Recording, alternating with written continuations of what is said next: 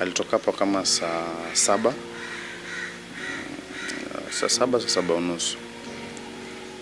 Kawaida yake yeye huenda akichukua mboga nini vitu za wiki za kutumia hapa nyumbani. So akachukua, akaenda, akachukua gari, akapiga nini, akaenda zake shamba.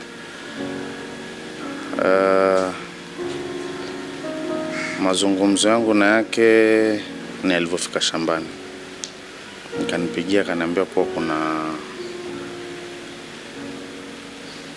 kuna mboga, yani ashamaliza. Akaniuliza kama kuna chochote kingine pengine ameweza kuwa amesahau. Nikamwambia sina chochote kingine. Akaingia gari, akaja, akifika kivukio pale upande ule mwingine akanipigia simu. Akakata. Sasa alivyokata ile dakika kama 10 hivi hakuwa amenipigia. Nikamrudilia, nikampigia. Ndio uliziona umelipa? Sema hata tuko ndani ya feri.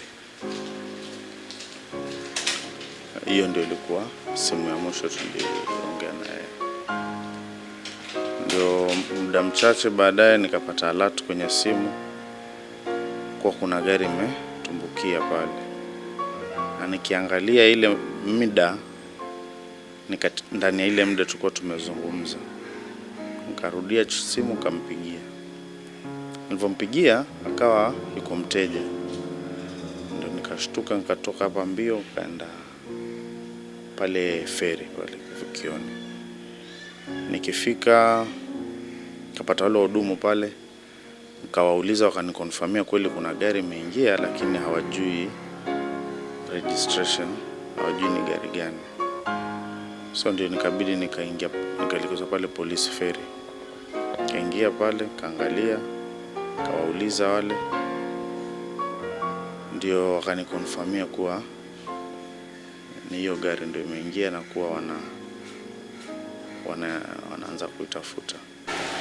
She called to ask for money kulipa ferry, because alikuwa kwenda alilipa mwenyewe, kurudi kama alikuwa amepungukiwa, maybe because she also pays the workers there. I believe she was short of funds and asked if pale kwa gari kuna some coins ama pesa. Na nikamwambia where my wallet was at, na akaingia na akachukua pesa na akalipa. Mariam alikuwa ni mtu wa furaha. Alikuwa ni mcheshi. Kitu striking about her, alikuwa yuko very forgiving. Alikuwa haweki kitu kwa moyo. Akilala, akiamka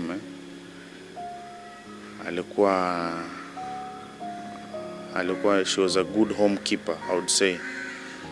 Na support alikuwa ananipatia kubwa sana. Mawaidha tulikuwa tunaongea mambo. Alikuwa ni mtu ambaye ana deep communication. Alikuwa tunaongea, kwa tunajengana, kwa tumezoeana kabisa. Mtoto yule alikuwa, naweza sema alikuwa roho yangu, maana yake mtoto wa kike. Na alikuwa na hasira, lakini alikuwa ajui kama amekasirika, kama amefurahi. Na alikuwa anapenda watoto sana. Alikuwa anapenda watoto, anapenda kucheza, very playful. Nyuma kidogo alikuwa yuko kwenye vikundi pale kanisani. Sanctuary keeping, alidumikia pale. Na licha ya hayo alikuwa watoto anawasukuma sana maombi. Alikuwa anawasukuma wakitoka ninio religion, yani wakitoka kanisani, mmesoma nini, what have you been taught, what have you understood. Alikuwa na follow up just to ensure the spiritual nourishment wale watoto wanainuka. Kwa sasa hatujapata hatujapata any help ambayo naweza sema ni substantial, ni well wishes. Lakini as a government hatujapata any even though we have been promised, and I believe we are to have a sit with them on Monday, tomorrow. Hakuna official communication on what responsibilities zao ni zipi pale. What did you expect? We expect total support. We expect paramount, no family should undergo what we have gone through. If it is safety laxity that has been on the part of the ferry, we would pray that the Kenya ferry fixes. It's a tragedy, the trauma that we have undergone as a family in the past 2 weeks. I will not wish any other family to go through that. And my expectation obviously is, because this thing has become a national disaster for all of us. The government, my expectation is that the government will come in handy and help us to give these our two loved ones a befitting send-off.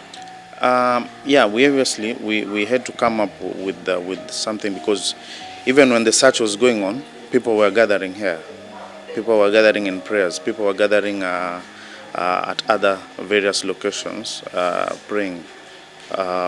We already were incurring expenses, so we had to come up with a pay bill to help us in that line. However, we have publicized the pay bill number. We anticipate help from well-wishers and other bodies of the government, maybe to assist us in this final journey. You'd expect euphoria, lakini through prayers immediately the next day we crossed the ferry. After that incident, we did cross to the Kenya Ferry Services. I'm a spiritual, I like to pray a lot, and that is what has helped me. I will not say it gives me any fear now crossing. No, I will cross. At least for now, comfortably knowing that we have our loved one already retrieved. But I would say this far, it is prayers that has helped us. Yeah, my faith was being tested, of course, but it shakes you to the core, knowing that you have to prove how you trust in your God. Yeah, because saying that you have faith in God is one thing, acting is a totally different thing. But we stuck with God, and He came through for us. My advice will be, obviously there is a God in heaven, and He's a faithful God in all His ways. Anyone that does not believe in God and believes in other gods, I'll just ask them, by this testimony that happened in the past few days, is enough proof, because against all odds we stuck by this God, and He showed Himself strong for us. There is no special, they are all special to me. Yeah, I cry every night, I cry every morning. Yeah, but God is our strength.